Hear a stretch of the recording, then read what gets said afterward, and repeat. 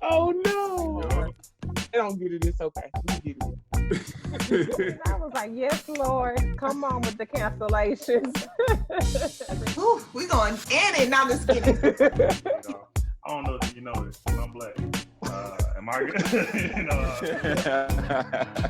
He's with the best of them, and he's one of my favorite men to emphasize. that entrance sounds like much more than who I actually am. My guest of honor is a Fort Worth, Texas native dedicated to putting God first, being a loving wife, and a present mother to her 2 sons. She previously served as the president of the Women's Council in Realtor Southwest Dallas County and served with the Women's Council on the state and local level for 3 years. She's an intercessor, a district clerk for the Tarrant County Criminal Courthouse, and she believes in justice. She released her book, Justice for the Family, which teaches people how to repair the breach in their bloodline. She has served as a realtor for the state of Texas for the past 10 years, and she has facilitated first-time home buyer seminars and workshops and anything you can think of for homeowners. She has helped over 50 families become homeowners. Now she's preparing to launch her real estate podcast that will teach you all about real estate and a membership that will help prepare first-time home buyers. She's on a mission to teach others how to keep God first through her business and book, Faithful Keys to Ownership. Today, my guest of honor is Tyniqua Miller-Lee. How you doing, sis?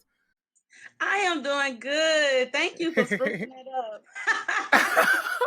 Well, you've done a lot, first of all. You've done a lot, and it's still going to keep piling up, and that's the good thing about it. We want that. Yes. Amen to that. Like I said, it's God, give God the glory, because I be doing so much stuff, I don't even realize what I'm doing until y'all make me sit down and acknowledge it. Yeah, and then he'll call us to do a million things, and you be like, so God, you're not gonna let me finish the first 3 things that you asked me to do, because I'm trying to finish up them first 3 so I can get to the next 6. But he'd be like, nah, go. But yeah. Well, as we talked about a little bit earlier, like the theme of this season is thinking long game, right? So I want anybody that listens to this episode to be able to trace your footsteps in the sand. So can you tell me a little bit about your background and your upbringing a little bit? Yes. So, well, if we go back to my upbringing and stuff, I was raised up in a 2-parent household. My parents have been with each other since they were 13 and 14 years old. So they have been with each other for over 40 years. They've been with each other for over 40 years. And they were teenage parents. So they had my older sister when they were 16 years old. And they've been married for 30, I'll be 38 this year. They'll be married for 30 December. And I have 2, yes.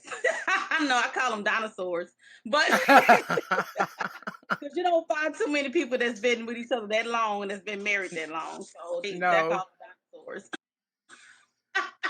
But yeah, so I have 2 sisters. I got an older sister and I have a younger sister.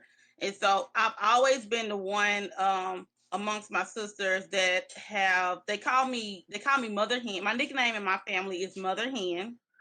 So they have mother all the kids, which is like my nieces and nephews, as you know. So everybody come to me for everything. And they also call me the one that got the mini hats. They wear the mini hats. So they say that I wear everything. They call me the man on, I don't know if you ever seen the I Love Lucy episode where Lucy went to that man, like everything she needed, he put a hat on. I love that. So my sister said, that's who I am. Everything we need, that's who you are. So, like just to say that tells you they support me in like anything that, I'm doing, because they know that it's probably God is telling me to do it. It's another hat that I done put on my head. So you kind of summed up what I do. So my background is basically in, I have a bachelor's in communication studies with a minor in business administration. And I also have a paralegal certification. So my background comes in human resources. I worked in human resources for probably about probably 5 or 6 years. And then I transitioned over to real estate, and I done did social work. So I done worked for the state. I done worked for the Health and Human Services Commission office. I've also worked for the federal government with Small Business Administration, and so I That's done worked great. there. No, And I also I'm shaking did my head because it's amazing because it connects. But go ahead. everything connects. So yeah, it all connects. I don't work there, Small Business Administration. I've been a realtor for over 10 years now, and now I'm working for the courthouse as a district county clerk for the Tim Curry Criminal Justice Center. So I've been working there for it'll be a year in June.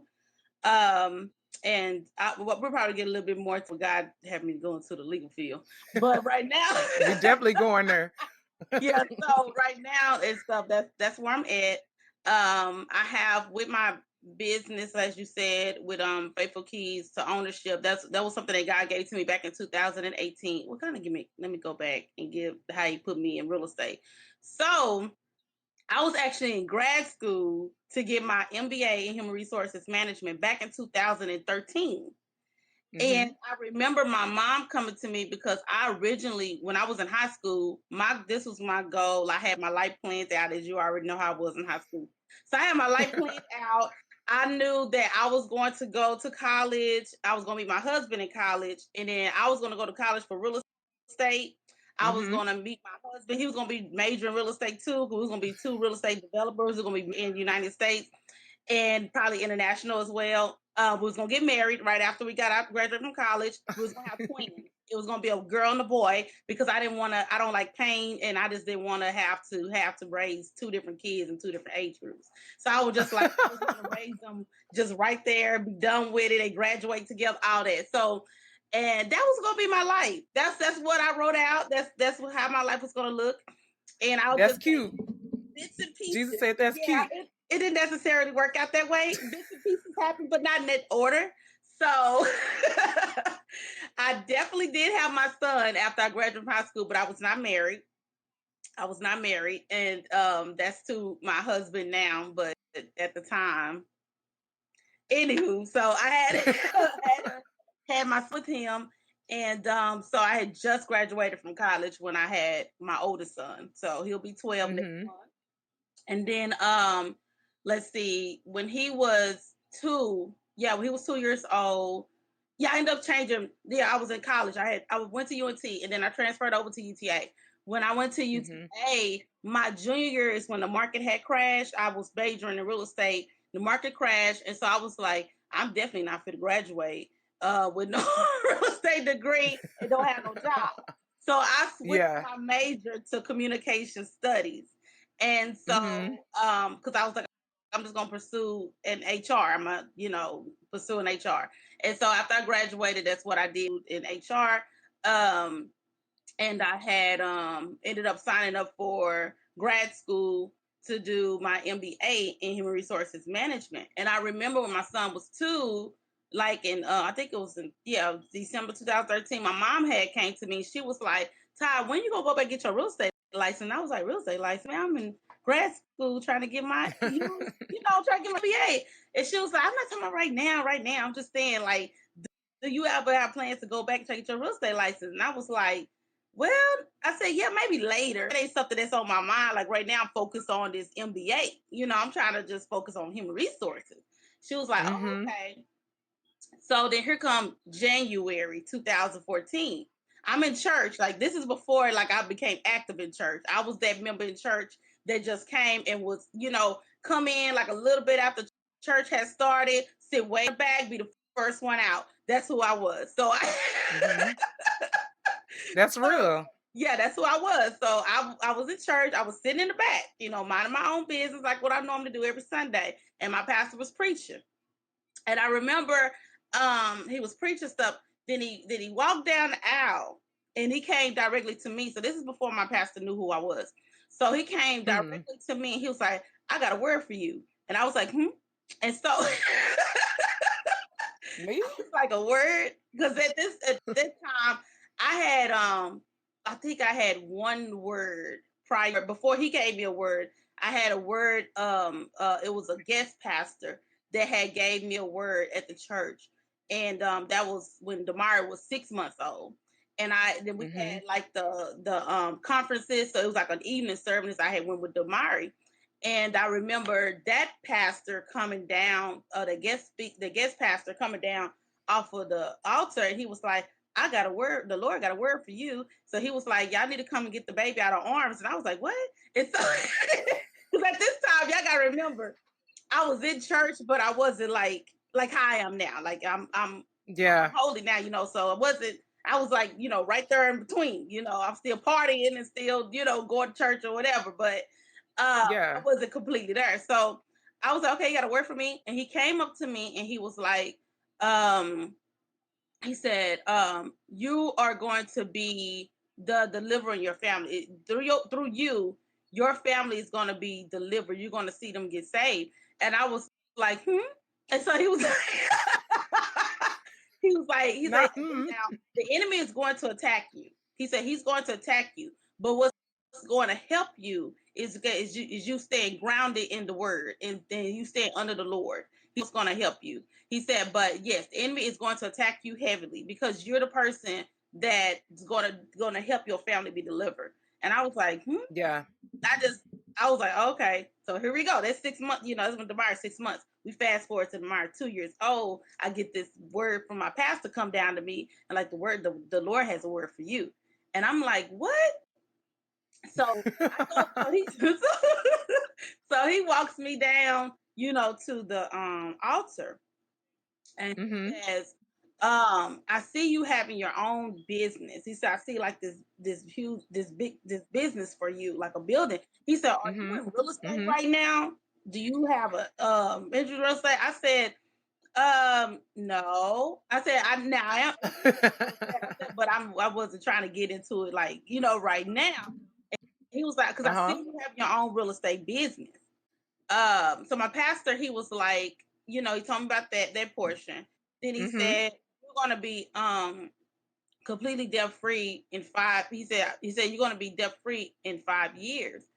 And I remember like taking off running. So I'm like running because I'm like, what? You know, so I'm running around the building and stuff like that, running around the church. And as I'm running, people was putting money in my hands. And they put money in my hands. I think one person gave me a check, but this is as I'm running. And so once I got done with that, like, of course, you know, church was over. One of the church members came to me and she was like, she said, one of the other church members, she wants me to give you her number. She said she wasn't here, but she was watching it online. And she wants me to give you her number so you could call her. And I said, okay. So, you know, I called her, whatnot. And so she was telling me, so when I called her, she was telling me like how, you know, it was a blessing watching my story and that the Lord put on her heart. She was like, are you in real estate right now? And I was like, no. I said, I'm actually in school to get my MBA. She was like, do you want to be in real estate? I said, yeah, but I thought I was planning on, because I've always been a planner. So I was planning on, but this is kind of tell you how God interrupt my life and all my plans. So I was always a planner, but I'm going to do stuff in order. So I was planning on, you know, getting my MBA and then going back later and trying to get my real estate license. But it was like, do you want to get in real estate? I said, well, I don't think at this point it's my decision. So if God wants me to get in real estate, you know, that's what I'll do. I said, but I really don't know, you know, what to do. So she was like, well, the Lord put it on my heart for me to pay for you to go to school. You know, I also pay for your, she said, I'll pay for you to go to school and your fingerprinting and all of that. She said, but I just need for you to choose what you want to do. Do you want to go online? Do you want to go in person? And I said, well, all this stuff kind of like hit me today. I don't know which one I want to do. I said, so I will, you know, she said, okay, I'm going to give you a day. She said, and you just figure out which one you want to do. Call me back, let me know, and I'll pay for it. I said, okay. Wow. Can I stop you real quick? I just want to say this.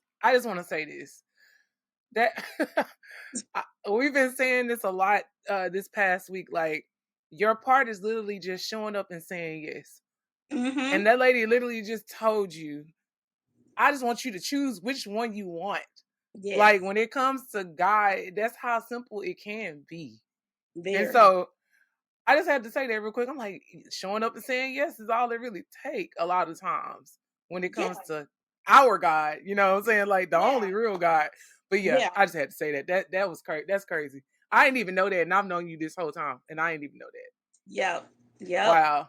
Okay. Yep. So Proceed. that's the story on how, because some people, they get in real estate because they want to get in it for money or for other things. But I tell people all the time, God placed me in real estate. It wasn't a choice for me. He called me into it. My destiny was trying to do something else, and he redirected. Now remember, like this is the thing about God, and I hope I'm not going off track. But this is the you do whatever you need. God with purpose, with your purpose. He says that I knew you while you was being formed in your mother's womb. So God already knew he wanted me to be in real estate.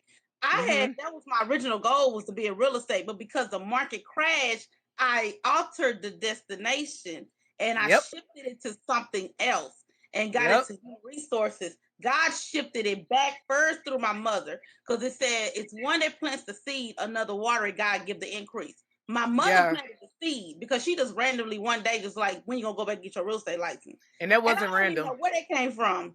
It wasn't random though. Yeah, that was the Lord speaking through her.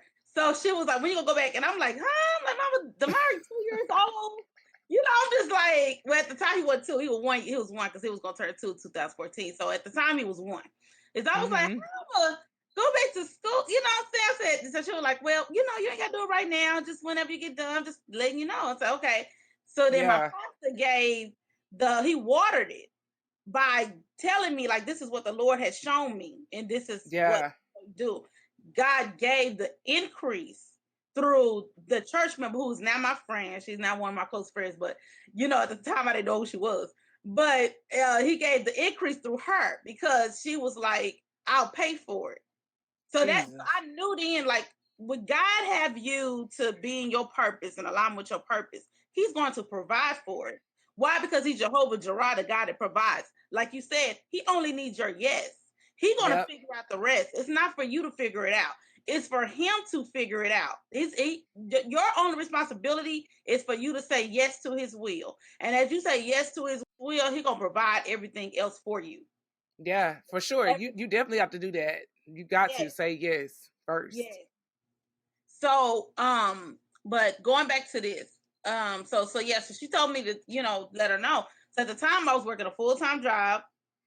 I had a 1-year-old about to be 2. And I was in school. So I'm like, Lord, how am I doing this? And I was on the dean list. Okay. So I'm just like, I said, how am I leave? Like how am I leave? I said, how am I leave? I said, I'm one of the top students. Like, what? I mean, I don't understand what's going on. In your own strength. Girl, in my own strength. And he told me to leave. And I remember he told me to leave. And I remember that I left. I had I think I contacted my admissions, told them I was going to be withdrawn from school.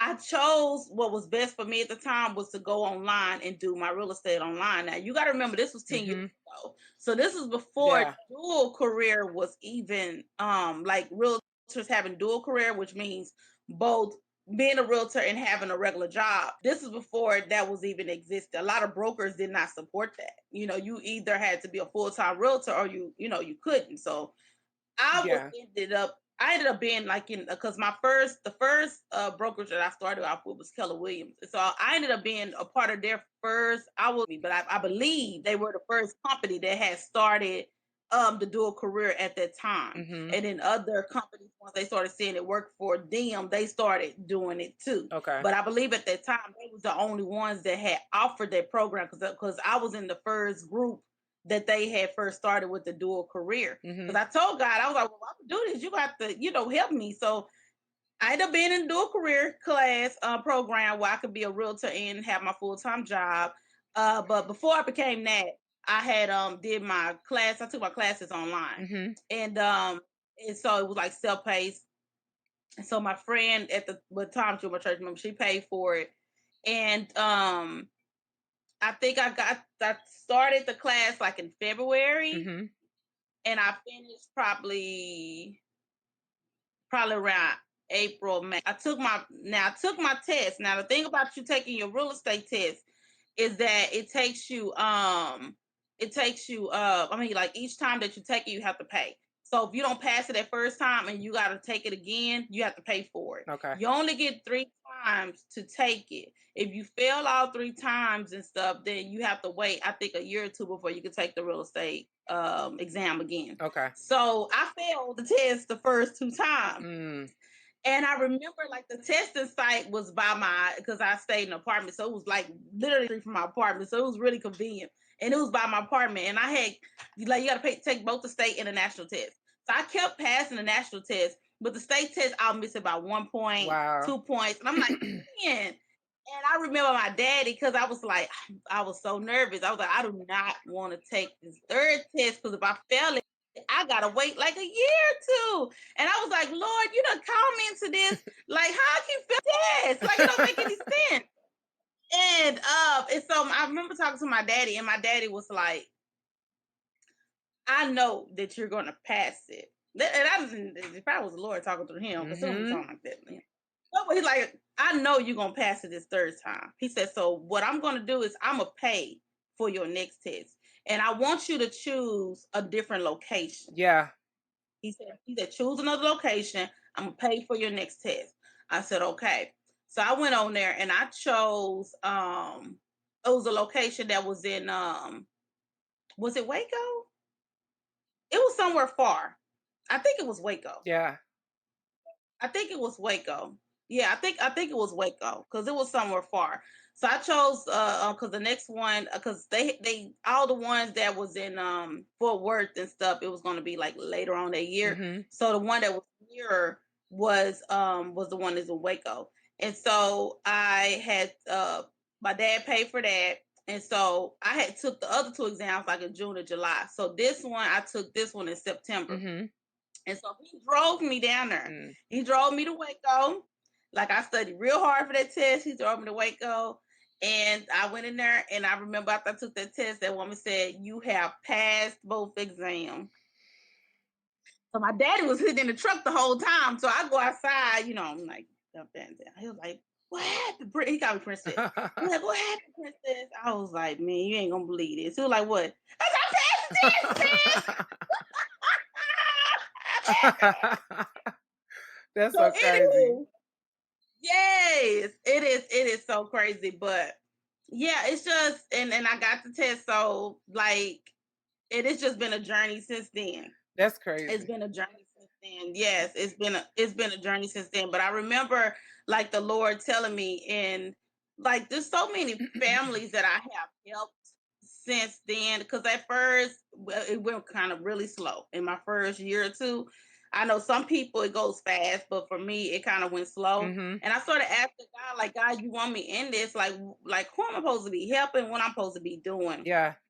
And that is when I remember year 2016, because it was going slow, and it was the day that my grandmother had passed away, and it was on I had picked her up from the home. I mean, I picked her up from my house, and we went to the store, and I was like, Granny, she was like, what? And I said, Granny, I'm thinking about stepping down from real estate, like taking a break. She was like, taking a break from real estate. My granny crazy. So she was like, taking a break. Didn't you tell me that God told you to be in real estate? I said, yeah, God told me to be in real estate. And so she was like, so you want to take a break? I said, yeah. She said, no, you're not taking no break. She said, if God told you to be in real estate, that's what you're going to be in. And I was like, okay, yes, ma'am. So for real. And like, later on that day and stuff, that night or whatever, she passed away. So I knew that was God. So I made it a point. I was like, okay, Lord, you had that message through my granny and stuff, so it take off from now. Yeah, yeah. And like, yeah, so like after my granny passed away and stuff, that's when he started, like after she passed and some other stuff, that's when he had called me to him. And I remember going to my mentor, Tiffany Montgomery. I didn't know her at the time, but I remember going to her her Millions conference, and it was in Chicago. Mm-hmm. And I remember trying to ask everybody. I asked everybody want to go with me. Everybody had something to do. Nobody could go with me. Mm-hmm. And I was like, I ain't never flown by myself before, and I've never been to Chicago. And then people, and like she was having the conference in January. Now, if y'all know, in Chicago, it's like blizzards in January. Yeah, so I'm like, I'm used to Texas weather. So I said, I'm used to Texas weather, and so I was like, God, you gonna have to, you gonna have to be with me because I don't know what I'm doing. Mm-hmm. And I remember I went to, what happened? She said, I was on one of her lives, and this one she was on Periscope, and she was like, 'cause people was complaining about her having the conference. It was her first time doing the conference, so this was the very first Millions conference. Wow. And she was like, people was complaining about her doing it, in January in Chicago, and it was like, what if it be a blizzard, we get snowed in, all this type of stuff. And she was like, look, if the Lord this is a destiny altering move. She said, if the Lord tells you to go, then you need to go. It's not for everybody. It's only for some. And so she was like, if he tell you to go, then go. And so I was like, man. And I remember trying to ask my cousins, my friends to go with me, and everybody had something to do. Nobody could go. And I talked to my mom before I got the ticket. I told my mom, I was like, I listened to this young lady on Periscope. I said, I don't know who she is. I don't know who she is. But I don't know who she is, but she sound cool or whatnot. And and so I told mom and stuff. I was like, she sound cool. I said, but she talking about like she doing this Millions conference. She said it's gonna be like a destiny alter move. I said, but I feel like I want to go, but I don't know like what to do. She was like, did you call your sisters and cousins and stuff like that? Say they want to go. I said, yeah. Everybody said they couldn't go. Mm-hmm. That's something to do. So she was like, I don't know. She said, well, if God tell you to go, then you just need to go. The next day, the very next day, I remember it was church. And so I didn't go to church. Mm-hmm. I watched it online. The message was go.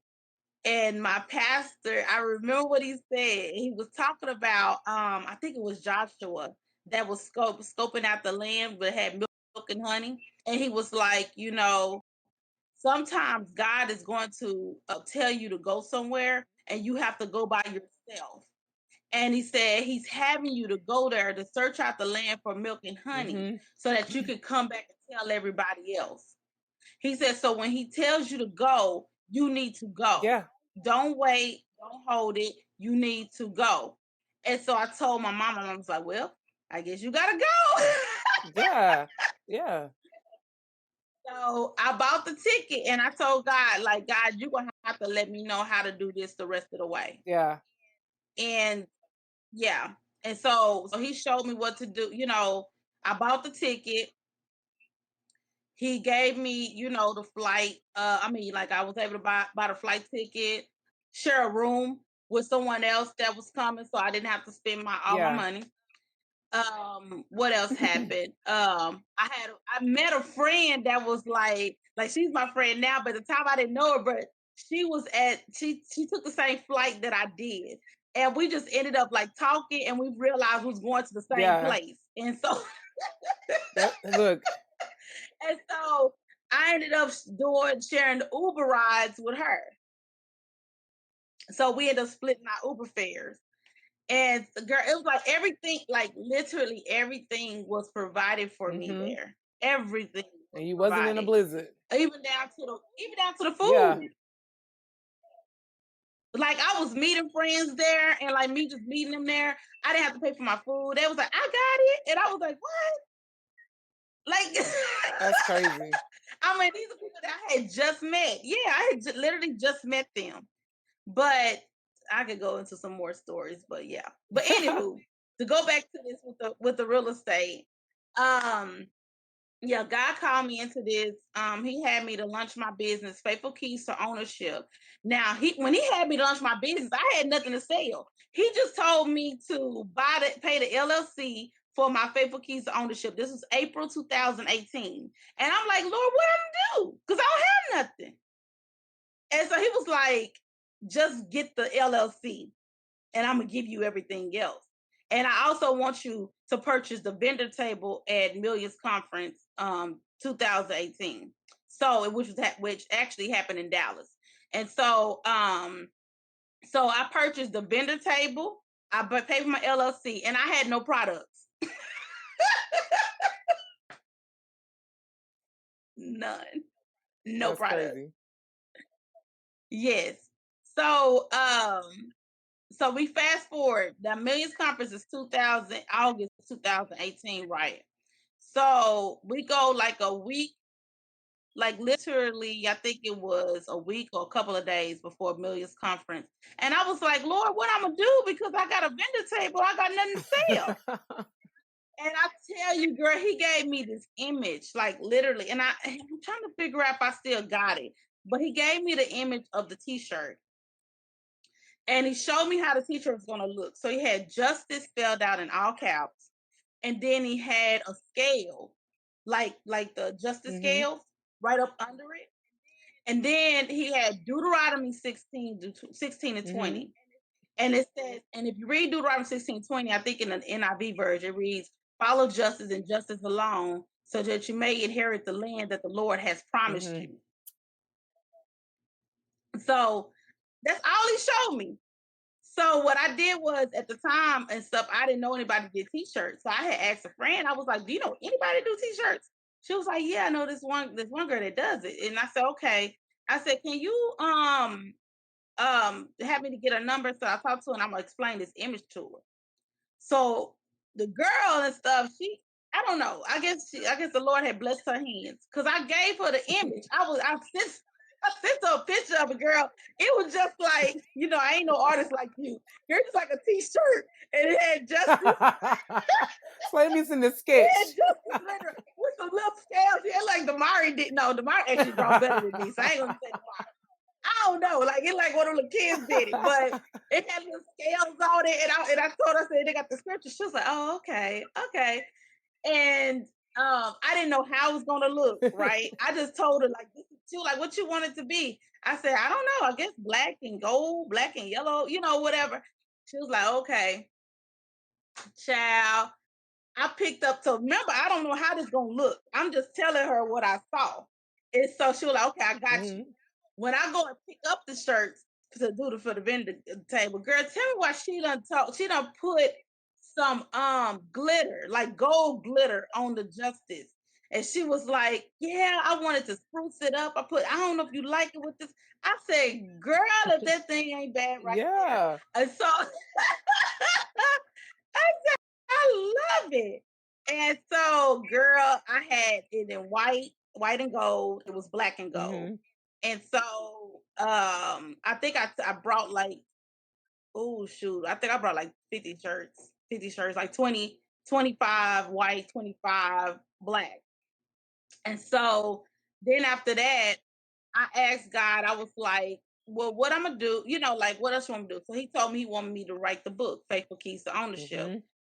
I wrote that book in 24 hours. This is what because I was like, I don't know what to write. He was like, you know what to write? You do. And he told me, he was like, because Faithful Keys to Ownership is about helping a person transition from renting to ownership by teaching them biblical principles. Yeah. And so he was like, you know what to do. And he said, it's 4 keys. And I'm like, what's the 4 keys? Identity, seed, access, and belief. And I'm like, I'm telling you, I wrote that book in like, man, it probably was less than 24 hours. I want to say I wrote that book in an hour. That's because it was a download. I want to say it was like an hour, because I had played worship music. I played worship music, and I just sat there, and I was like, Lord, what you want me to say? And I literally said it. I closed the door in my room, sat in that room, and I just wrote that entire book out. Yeah, because it was like 3 days before.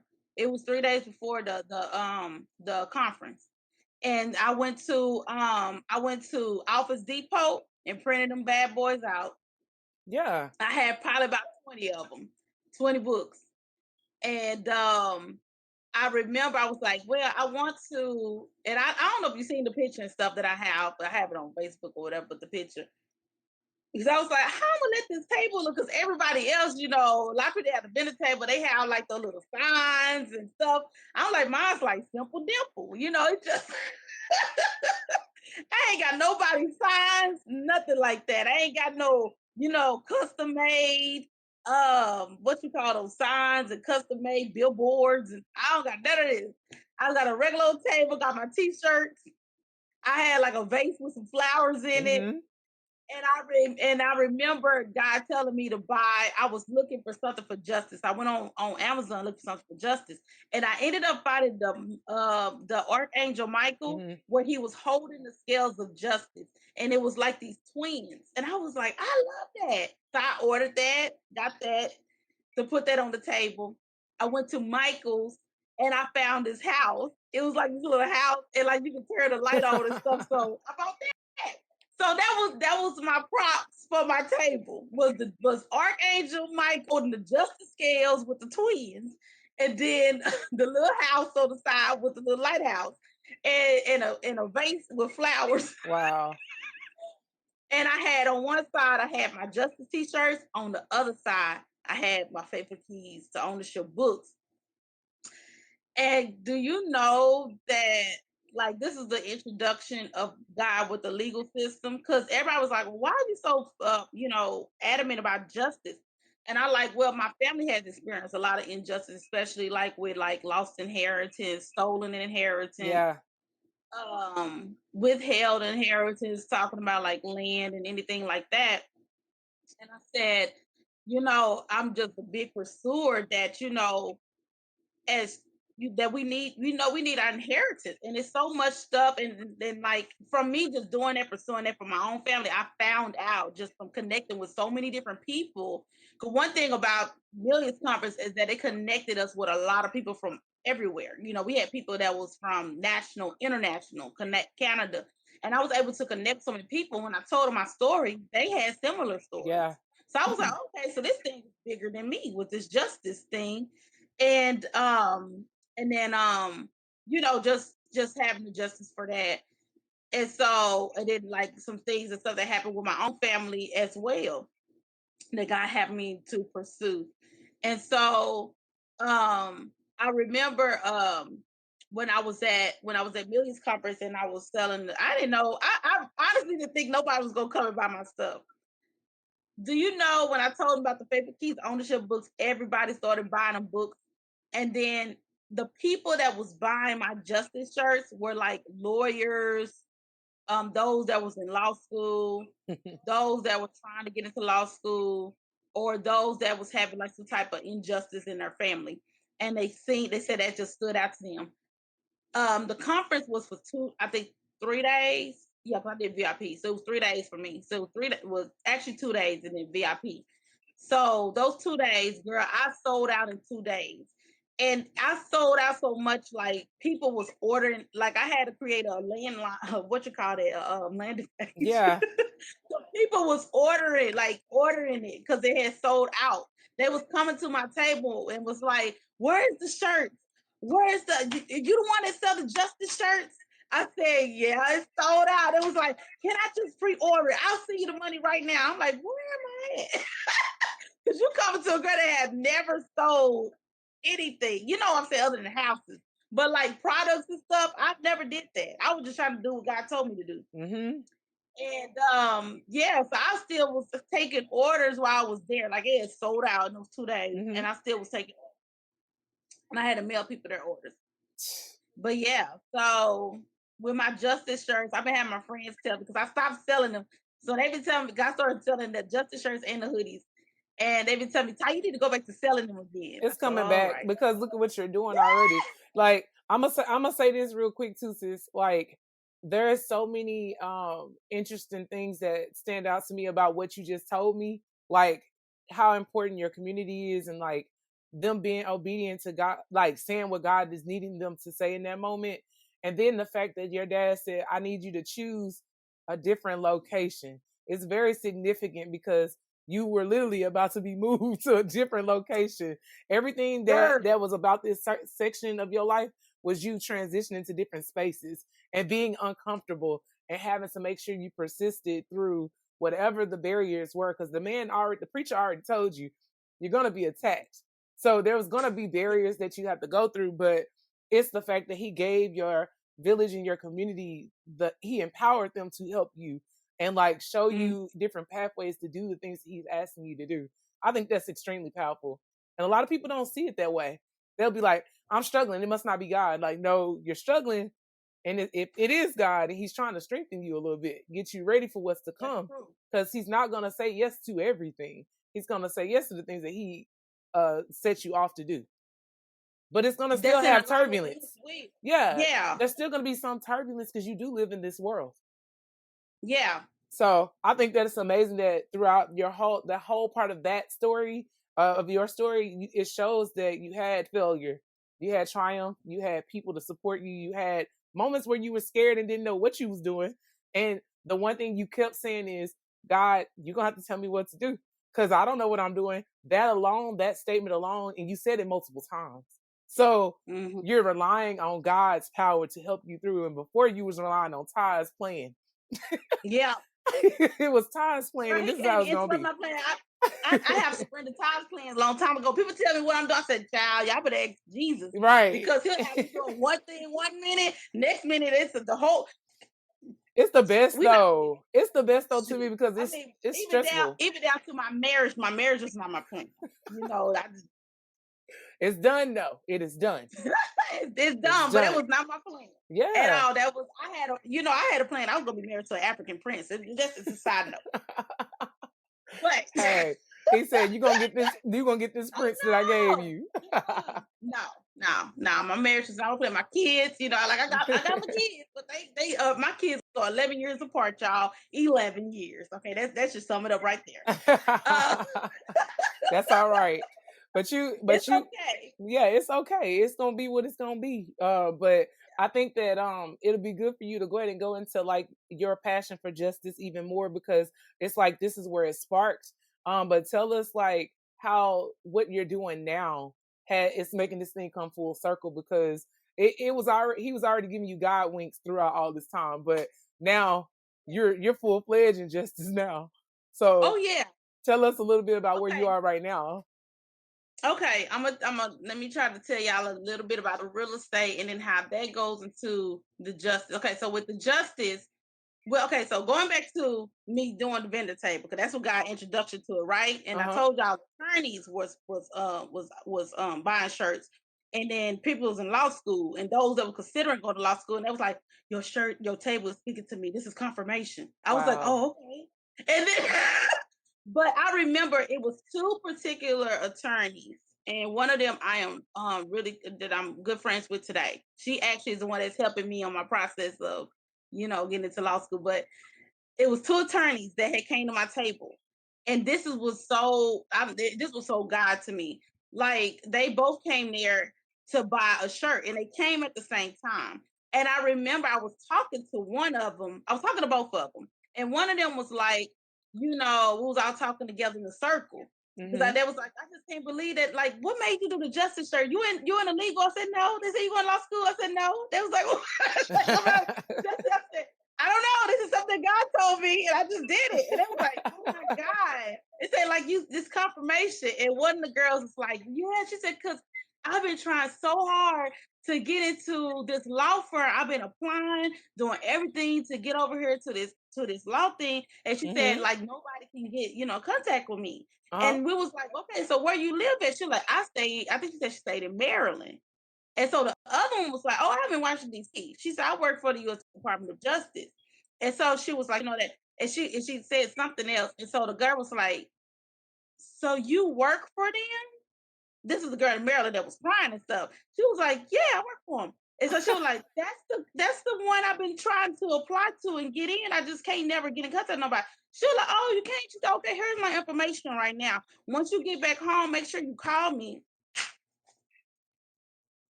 Lord, we be out here making life hard. I'm just standing right here at my table, just looking.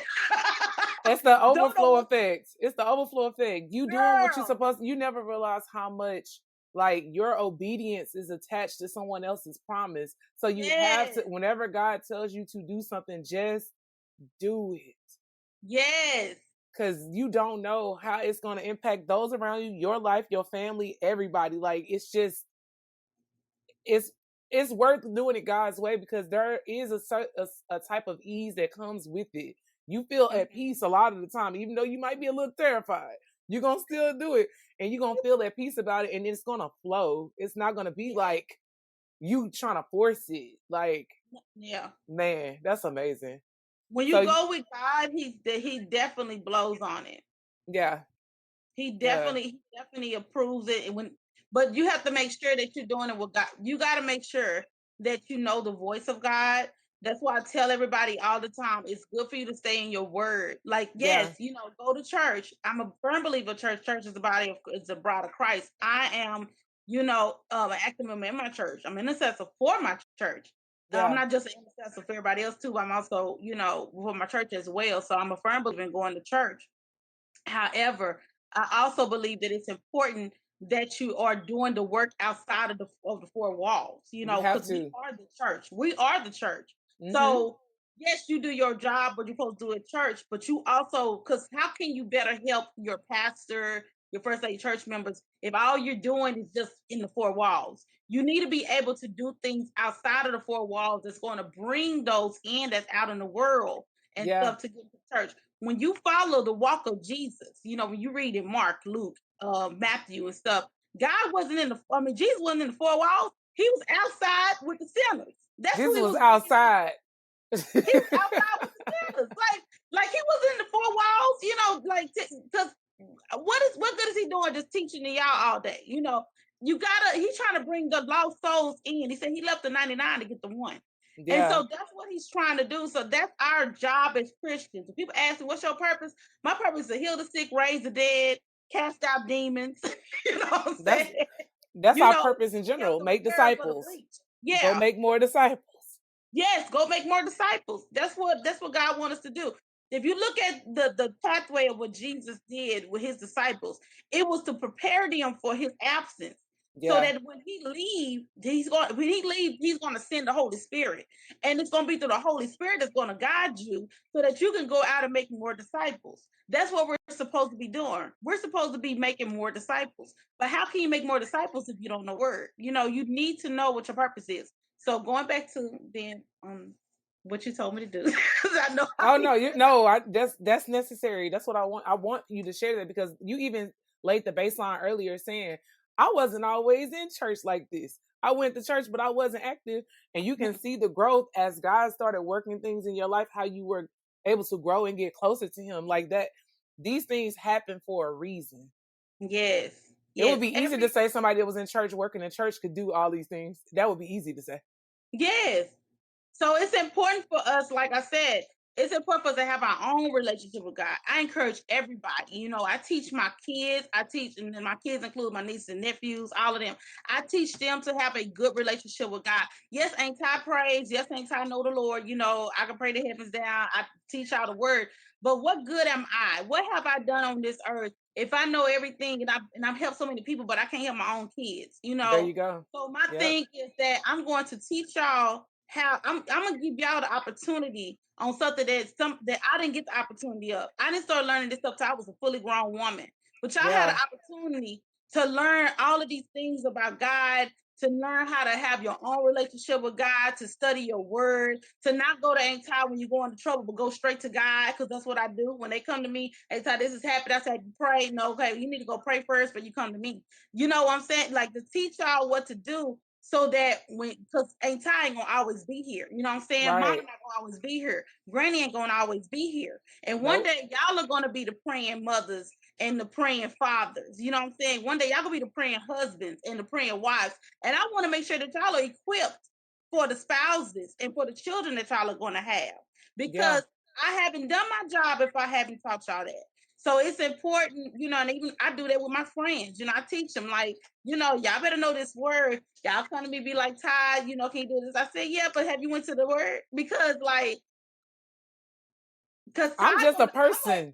I'm gonna help you, but sometimes Ty gonna give you an opinion. Y'all don't want to know my opinion. Y'all need to know God. What did God tell you to do? Not Right. what I said to do. Y'all need to know what did God tell you to do, because my opinion may not be what the Lord wants you to do. You know what I'm saying? Right. So you need to know how to hear God's voice for yourself. You need to know how you're a person too. Like what people have to realize is that you can't. I'm not saying that anybody's making you an idol, but I'm saying that don't make me an idol in your head, because at the end of the day, like, I'm just a vessel releasing what God is telling me to release. Yes. So it's important, and everybody has that option to be there, because that's what we've been called to be anyway. Mm-hmm. So it's important for everybody to read the word for themselves, get an understanding for yourself, because you can read the same verse and get a different understanding of it than I get from it. Yeah. Mm-hmm.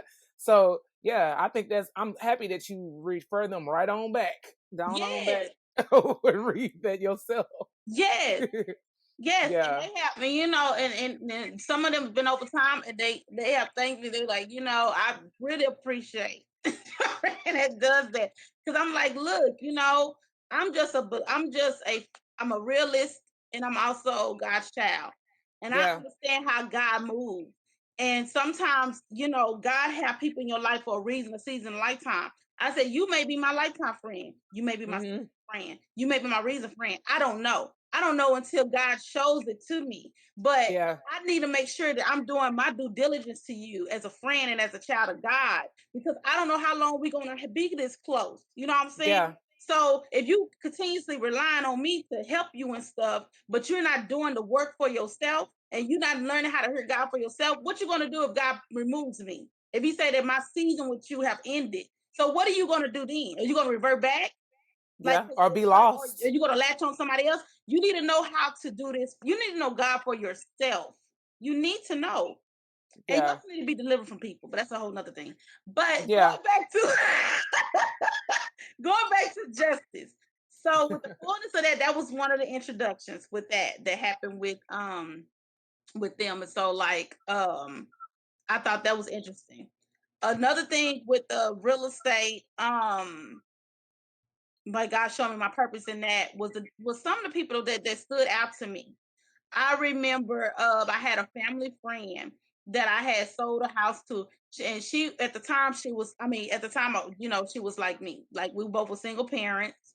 She was working paycheck to paycheck, and her father ended up passing away.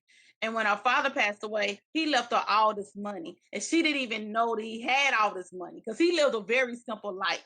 I mean, he lived simple. Good job, Daddy. He had all this money, like he had like all these insurance policies. He had money that he had in his house. He had money in the bank, and he left all this over to her. She was able to buy a house and pay it in cash, and she was also able to buy her a car and pay it in cash and have some extra money. Wow. And so no, I think at the time, no, she was single mother at the time, but she ended up getting married. But anywho, but she but just that was one thing that stuck out to me, because I was like God can change your life around like overnight like that. That was something that's interesting to me. Another one was I had this young lady I had met through a business partner that I was working with. It was my business partner friend, and she had invited me to this event, and I ended up meeting her friend. At the time, her friend wasn't working, but she had just stopped working, but she wanted to be a homeowner. So she was trying to get back into working and stuff like that. And she needed me to help her with the steps for her to be able to be a homeowner. So I stayed, in contact with her, touch base with her probably like every 2 months, 2 or 3 months. And this happened for a course of over a year or two, I think. And I just always, just touch bases, because as a real realtor, that's what we do. You build a relationship. You're not just them as a client. You build a relationship, building a state of trust, because mainly a lot of and this is key points to those that want to get in real estate. How you going to build up your business is not by leads. You can't, like, that's part of it, but it's mainly by referrals. And referrals is from those that you have helped, that you're in the process of helping, and they're gonna be referring out your business. That's how you build up your business, is through referrals, and your referrals come from your reputation. So it's important on how you treat your clients before, like, while they're renters going into the process, to when they're ready to buy, to after they have bought the home, how you treat them, because they're going to refer you out to their family friends. My motto is that for every person that you're in contact with, you probably got five or six referrals. And the reason why I say that is because if you're talking to them, 9 out of 10, if you're communicating with them, especially if you're communicating with them on my phone, you probably got them on a they probably got you on their speakerphone. So they're probably around their mother, they could be around their friends, they could be around their husband, they could be around their children, you know what I'm saying?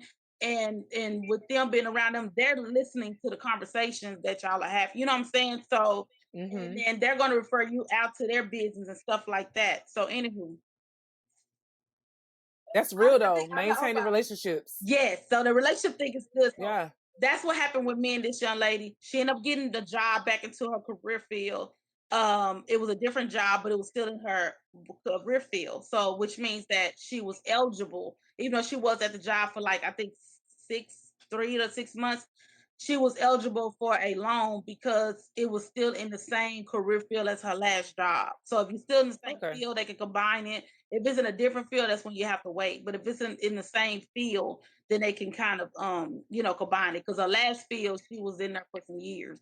And so I think she ended up getting laid off or something, but she ended up getting another job. And so she called me and told me, like, I got another job. I'm ready, start the process. I was like, okay. So we did all that. She did get approved for a mortgage loan. And I started off on the process. I remember she was the first one amongst her siblings. Because for some reason, God always sent me with the bloodline breakers. But anyway, she was the first one. Because that's what you were born to do. Yes, majority of the people that I'm helping, they're the first one in their generation to buy a home. So she was the first one amongst her sisters. She wasn't from here. I think she was from Louisiana. So she was the first one amongst her sisters and brothers and stuff to buy a home. And, what I noticed is that with real estate, when people becoming homeowners, a lot of them deal with, like, it's a spiritual thing because it is a transition. You transitioning from another realm. You're transitioning from a realm where you depend on people. Because in Deuteronomy, I think it's Deuteronomy 8, and it tells you that you're the head and not the tail, you're above, not beneath. You are the lender and not the borrower. Okay, so to be the lender, that means you have to be an owner. If you are a borrower, you're probably a renter.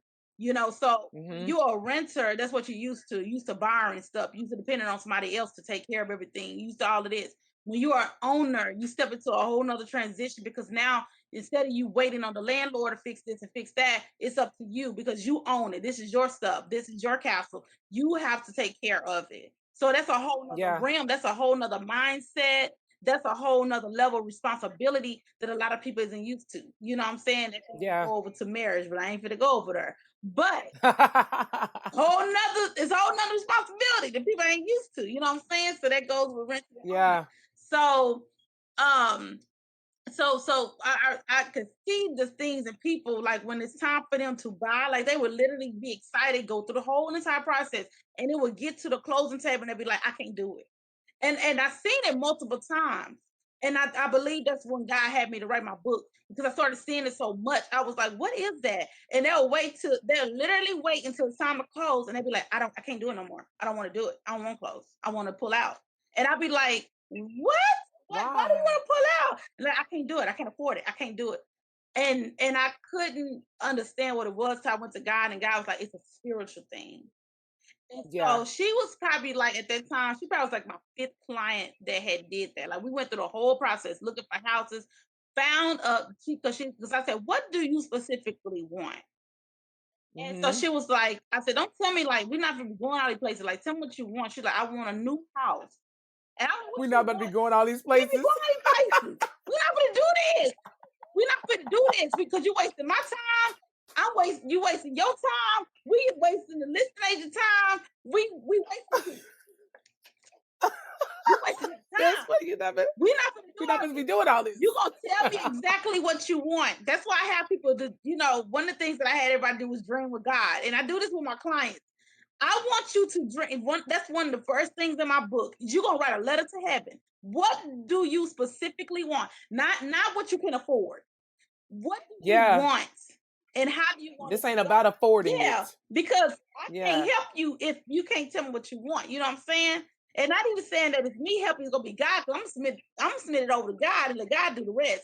But I need you to tell me what it is, so when I present it to God, I know what to tell him. So she told me specific. So I said, so come on, you got to tell me exactly what you want. Cause we done went to a regular house. We done went to all these, these new build. She was like, this is what I want. I want a new build. I want it to go this way. I want it to be within this price. I said, okay.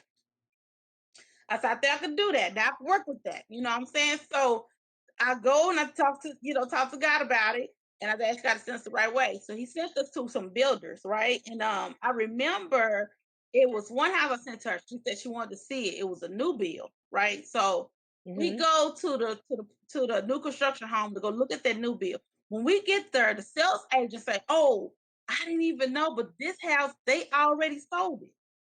They already sold it to another client." We was like, "But that's the one y'all said was available on the MLS." And he was like, "We just sold." He said, "But it's okay. We have another house that's similar to it. And it needs to close, it needs to get under contract by the end of this month." So the end of the month would have been like I think the following week. And he said, if it gets under contract, like if y'all get it, he said it's just like this one. But if you get it under contract by the end of this month, he said, well, we're gonna take $100,000 off.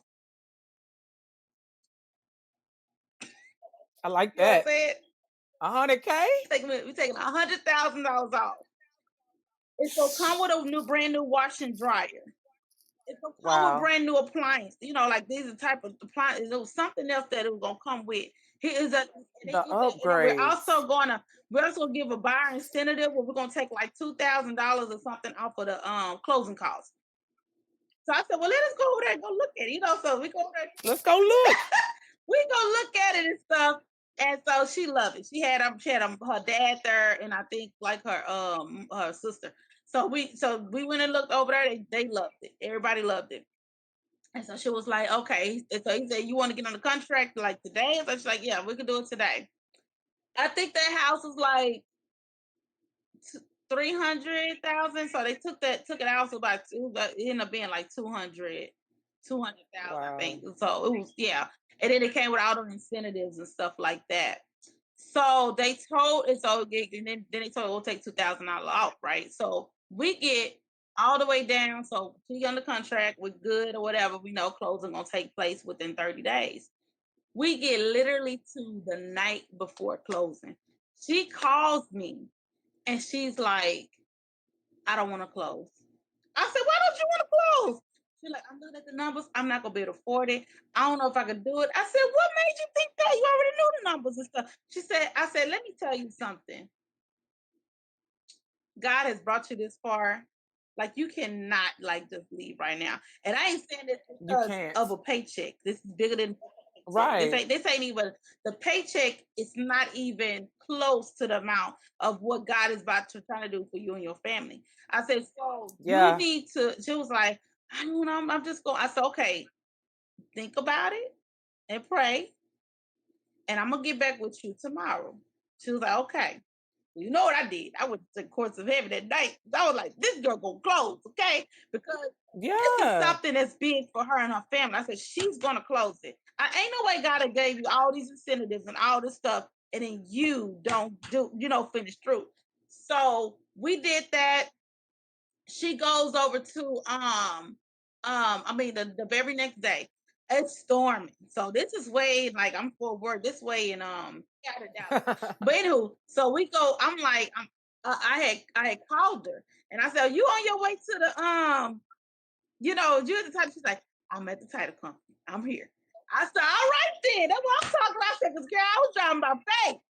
So anyway, so she said she was there. So okay, so I was on my way to the title company, And when we get there and stuff, like I had my little gift, because I do like little gift bags stuff. So I had my little gift thing for in the car. And so when I got there, they was like, yeah, we go to the closing table, you know, to sign off on everything. When we get to the closing table, tell me why they took an additional, I think like $1,000 off her closing costs.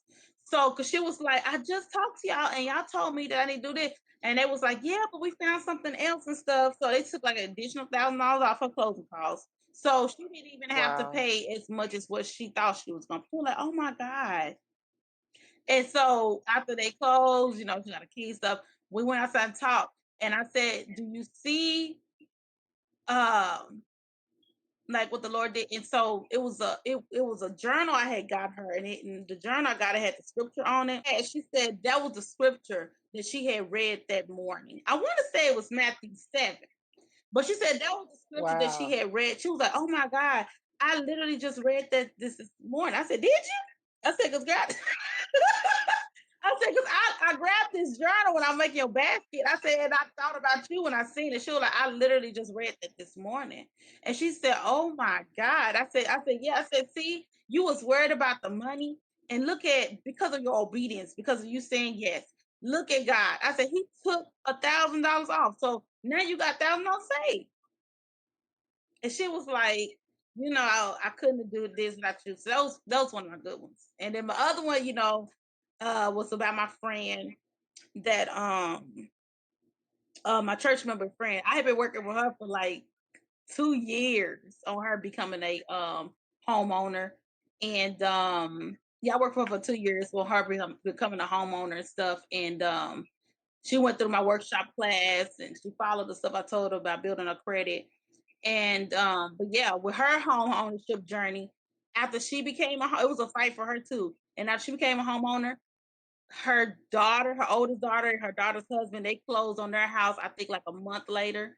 And then like two months after that, her oldest sister closed on her house after that. So like it was like a legacy of ownership that happened right after that. So this is why I understand why God had to put me in it, because it's so much bigger than a person. People don't understand, like you changing, like you are literally changing you're changing the destiny of your bloodline and bringing those whatever that was breached is being repaired through you when you open up that door to ownership. Now whoever that was having a hard time with ownership in that bloodline, now the doors open it up for them, would make it easy, you know.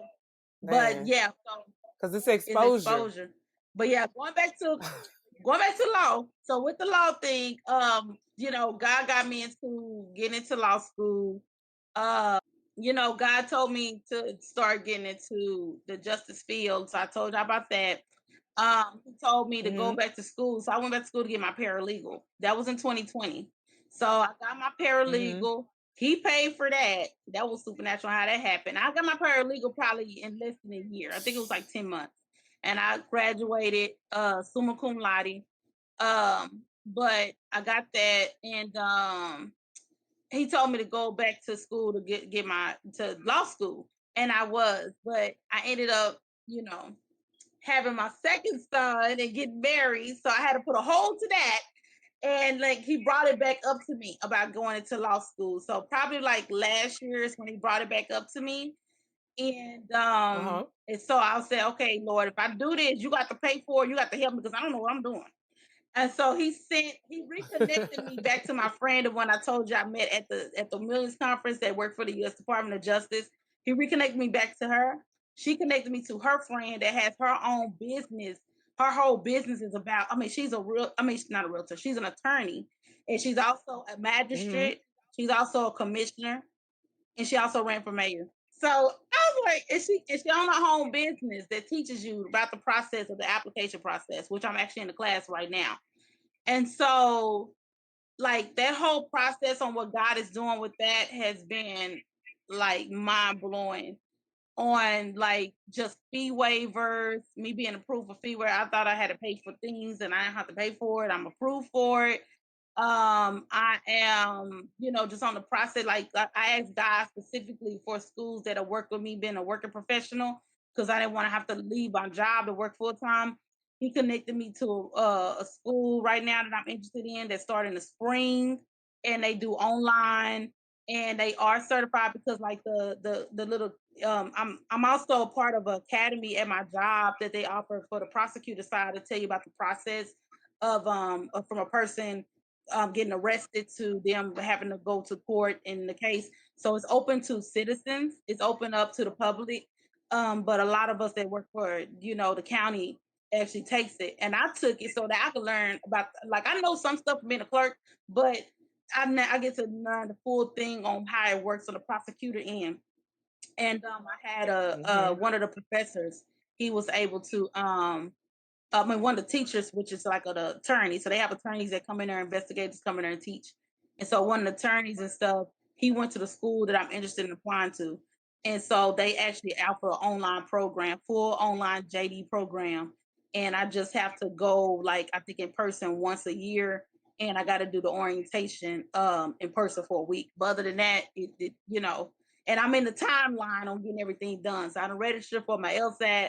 I done did all of this. So yeah, so like, yeah, it's just, I mean, like, it just no comes words. soon. Oh yeah, y'all, I got my own podcast too for real estate. Thank you, Trina, for helping me. So oh, no problem. Yeah, we gotta definitely talk about that podcast. Tell them about the podcast. Yeah, please. yeah. So the podcast is something that God told me to do about 3 years ago, and now I'm being obedient and doing it. So right now I'm in the midst of recording and doing interviews. We haven't launched it yet, but we will be launching it soon. I'm thinking my timeline was April, but I'm gonna see if we're gonna do April, May. Because I'm still trying to get everything balanced and everything in. So it's between April and May. Will be released. It's called Faithful Keys to Ownership. The series for this season is going to be titled Supernatural Home Ownership. And so I got like many guests. I got people in the real estate field that's going to be guests. I have some of my clients that's going to be giving their testimonies that's going to be guests on the show. And I also have some of my friends and stuff that have supernatural home ownership experiences and like therapist, counseling, how to manage your money. Because these are things that you need to know. Y'all probably like counseling. Yes, we're going to, yeah. You need it. We all need it. Jesus and a therapist. We need both. You need both of them. You need Jesus and a therapist. Okay. So yeah, especially Jesus with and home a ownership, and you don't know nothing about home ownership. You need a therapist. You're gonna need some counseling. You gotta let go of that that I can't own thing. Gotta let that go. You gotta let that go. Yeah. You gotta let that go. So that's gonna be, I'm excited about it.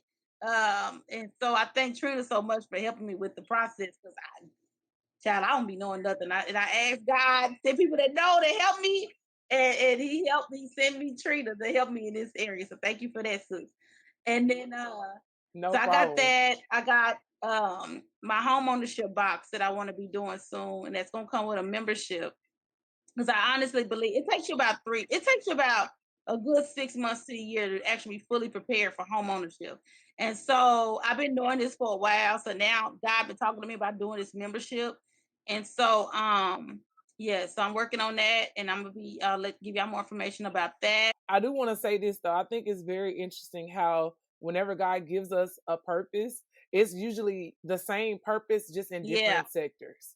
So it's amazing how he's giving you, he started you off with, your family. They told you, the preachers told you what you were going to be doing. Then you went into real estate and you've been helping people to establish their homes and getting them their mindset right for that. Now you're in the legal area where you're going to get even better in that space as you learn, and you'll be able to help them correct in that sense as well. We already know we get the most injustice when it comes to legal.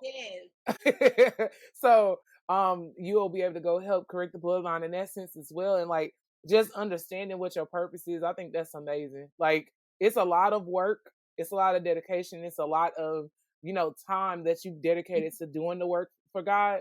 And I think that it should be applauded. Like a lot of people want the blessings, they want these types of stories, but they don't put in the type of work that's required to be an open vessel. So I'm extremely proud of you and very happy to know you. I'm proud to know you. And I'm glad that you came on here and shared your story, because this is inspiring for real, because people feel like it's nothing. Like they feel like they should be able to just wake up and it happens. I'm like, You got to You say do. yes somewhere. And you got to be prepared to do the work because faith without works is dead. So you Yeah. got to be prepared to actually do the work. And Absolutely. it doesn't necessarily mean the work will be toiling. Because like what I tell people all the time, when you work Yeah. with God, it comes with ease. I remember one conference I went to, the speaker said that it was called Rich, and the theme was Rich in Recession. And she said the acronym for rich is resting in Christ's hands. That's Yeah. what you're doing when you partner with heaven. You're resting in Christ's hands because you ain't got to figure it out. It's not your responsibility to figure it out. It's your responsibility to say yes. And then it's God's responsibility to make sure that everything else happens along the way. He's going to provide for Yep. you. And I think that's a big key. And so Yep. my thing has always been for the working mom, the single mom, because I've been in all different phases. I have been the smart one, the athletic one, I've been a working mother. And now I'm the working mother and wife. You know what I'm saying? The working mother of multiples. Yeah. One that's about to be 12, another one that just turned 1.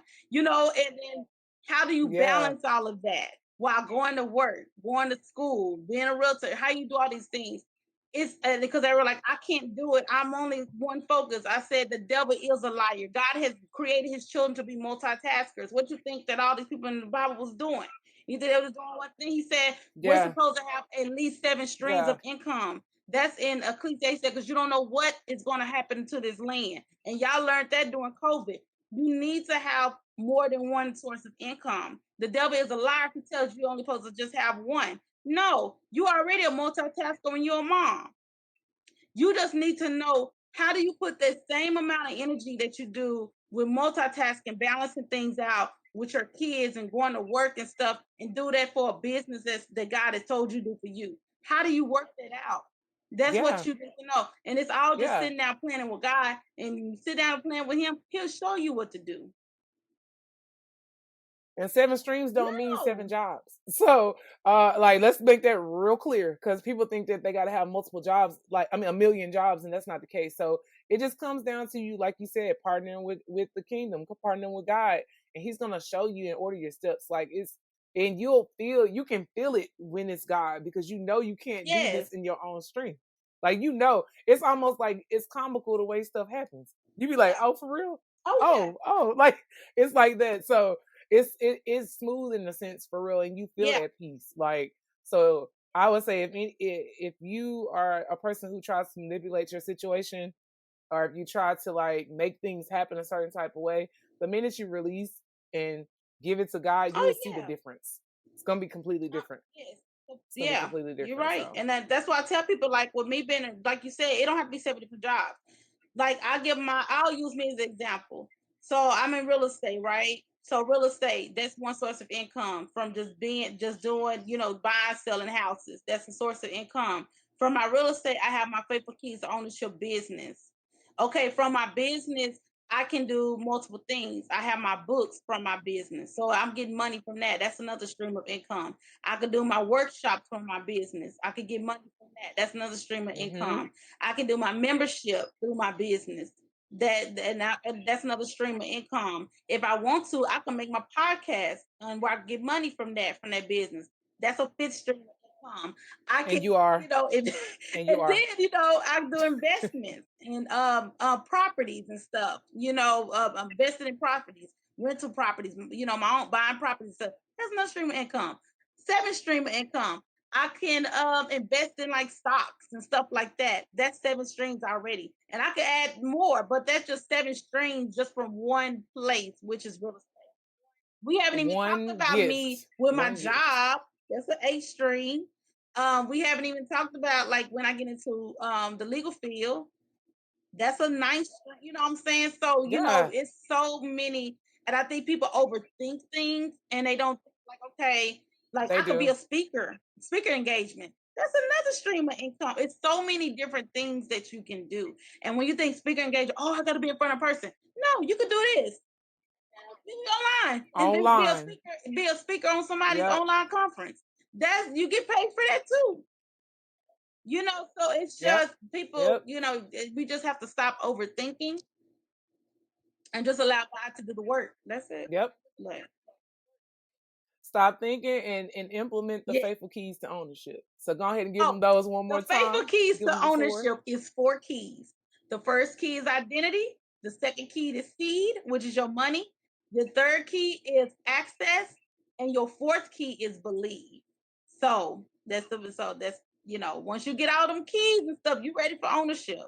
You are ready for ownership because now you have all your keys. That's not just That's in in real life. estate, that's in life. So I had to help her restate those. Well, since I really appreciate you, thank you so much for your time. Like Yes. I know you busy. Clearly, you busy. So I appreciate you giving me your time, and I really do pray that this helps somebody to know that they can do exactly what God is asking them to do. I do midnight prayers on Facebook every Friday night. And I'm joined with my friends. So I have like 4 of my friends that we're covering every single day of the week. So, I'm doing it Friday nights and then my friends are doing the other nights. But today I will be on, we'll just say I cover on Friday nights and they be on every single night. So we have a flyer that's out. If you go onto my page, follow me on Facebook, Tyniqua Miller, and I pin post the flyer. It has everybody's picture, their names, and the dates that they're going to be praying. So if y'all can't catch it on my day, you can always go back and catch the replay, or you can catch it whenever that they are on. So we are covering the land. I'll make sure I put it in the It caption was too. said on the wall. So y'all can follow me on Facebook. You can follow me on Instagram at Tyniqua Miller. I think it's Realtor. And then you can follow me on YouTube at Tyniqua Miller Realtor. So I'm gonna add the Lee, y'all. My last name is Lee too. So my husband be We're gonna like, make sure. your last name is Lee. I said it is. It is definitely Lee. It is, but everything got Miller I on know it, that we so we gotta gotta mesh it we'll get together it because together. all my We'll get it business together, stuff is with husband. Miller. I haven't went to changing everything. Yeah. Gotta work with that. We Right now, can't it's change that over. We're just Not gonna yet. let it go on and go. You know what I'm saying? So but right now, I just hyping it, and we'll just put Lee. Gotta let everybody know because he was like, "Ma'am, you're not a Miller no more." I was like, "Hey." My bad, bruh. My bad. So that's so funny. That's too funny. But